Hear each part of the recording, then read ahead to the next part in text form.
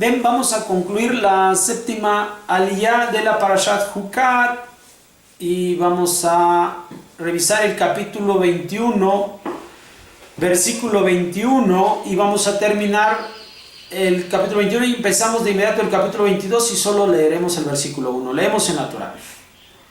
Envió Israel emisarios a Sihón, rey del Emorí, diciendo: atravesaré tu país, no me desviaré hacia un campo o un viñedo. No beberé agua de los pozos, por el camino real iremos hasta que pasemos tu frontera.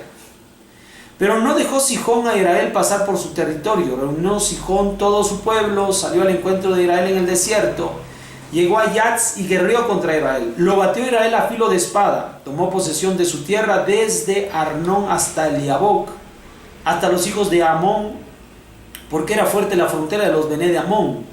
Tomó Israel todas las ciudades esas y habitó Israel en todas las ciudades del Emorí, en Heshbón y en todas sus aldeas.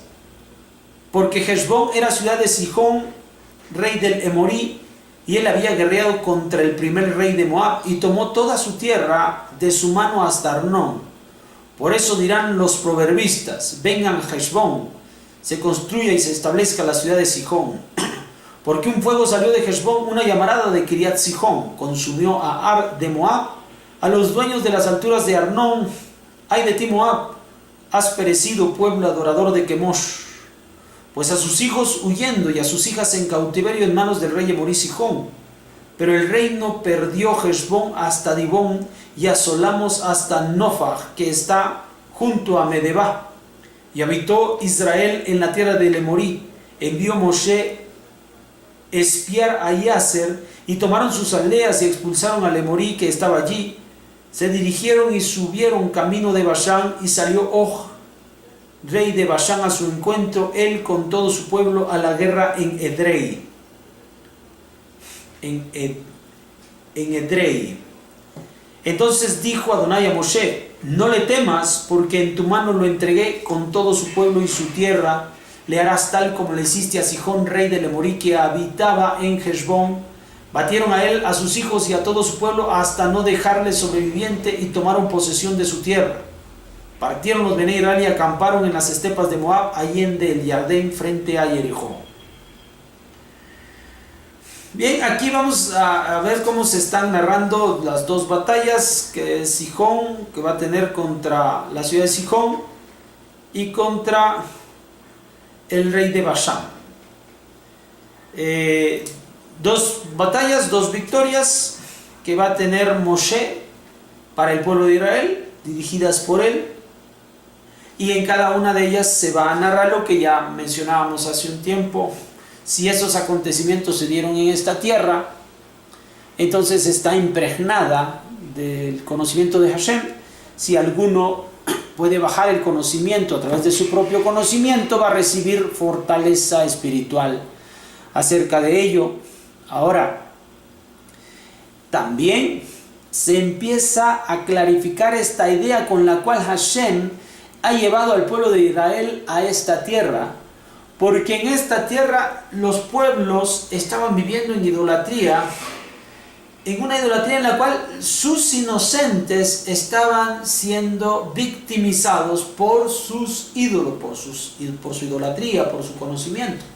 Entonces Israel viene para liberar a estas personas, para eliminar este culto de la tierra, en este caso en ese lugar, y eso será mencionado y alabado, dicen los profetas y los proverbios, que así se hablará acerca de esa gran victoria que Israel llegó para liberar a estas personas cautivas de la idolatría, donde sin darse cuenta sus propios hijos estaban llevando a la muerte a causa de su criterio espiritual.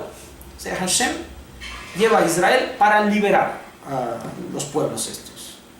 No todo es comprendido. Sí, ciertamente debe de existir esta parte en la libertad de expresión, pero si tal libertad traería la corrupción o la falta de sentido común en la humanidad, entonces aquí es donde es oportuno imponer un concepto o un ideal.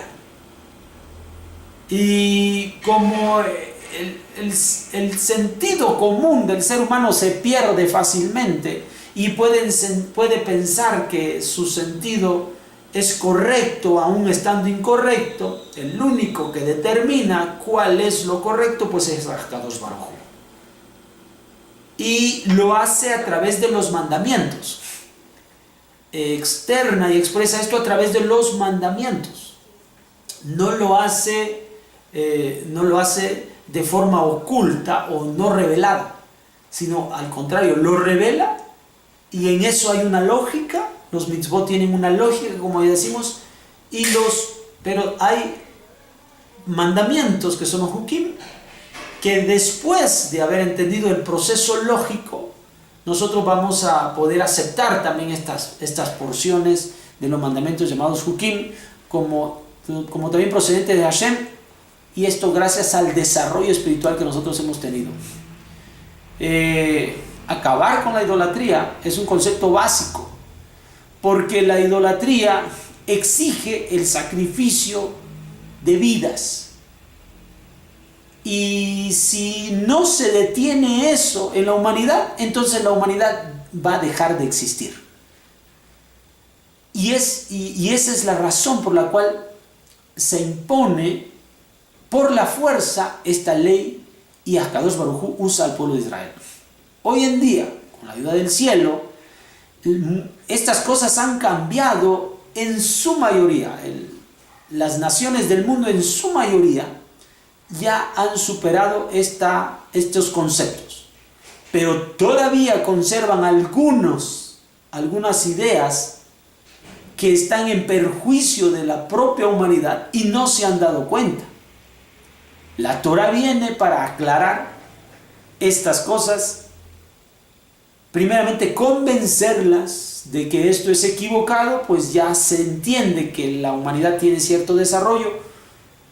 Y si no fuera así, que la humanidad no capta a pesar de estar haciéndoseles explicado una y otra vez, entonces Akadosh Baruj Hu tomará la decisión en sus manos. Casi siempre va a usar al pueblo de Israel para esto. Entonces nosotros estamos aquí, y esta es una de las razones por las cuales debemos difundir la Torah en el mundo. Esto es lo que desarrolla toda la parashá Jucat. Es una sección bastante bonita, interesante, y espero que haya sido explícita para todos y que podamos haber captado los conceptos que de esta porción emanan.